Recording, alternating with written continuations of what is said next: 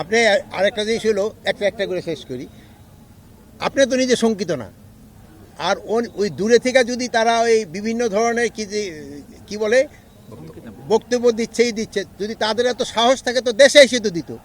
যারা পালাই আছে অন্য জায়গায়, ওখান থেকে তো পালাই আছে, চোর তো অনেক কিছু বলতে পারে, তারা পালাই আছে, পালাই ওখান থেকে বলতেছে, তাদেরটা কেউ শঙ্কিত হবে নাকি?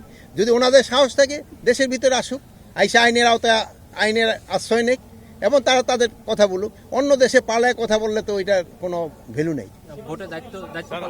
ভোটে দায়িত্ব পালনের ক্ষেত্রে কোনো ধরনের কোনো অসুবিধা হবে না। সীমান্ত সিল মানে কি?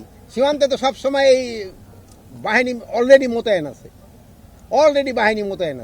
সীমান্ত দিয়া যদি কেউ কোনো রকমের কোনো কিছু সৃষ্টি করতে চায়, কাউকেই ছাড় দেওয়া হবে না, কাউকে ছাড় দিতে হবে না। না পালিয়ে ছাড়া আমাদের বাহিনীর ভিতরে কোনো নাই, পালাই ছাড়া আমাদের বাহিনীর ভিতরে কেউ নাই। যেমন আপনাদের ভিতরে কোনো পালাই ছাড়া বাহিনী আপনাদের ভিতরে নাই, আপনাদের ভিতরে কেউ আছে পালাই এলার, ওইরকম বাহিনীর ভিতরেও নাই।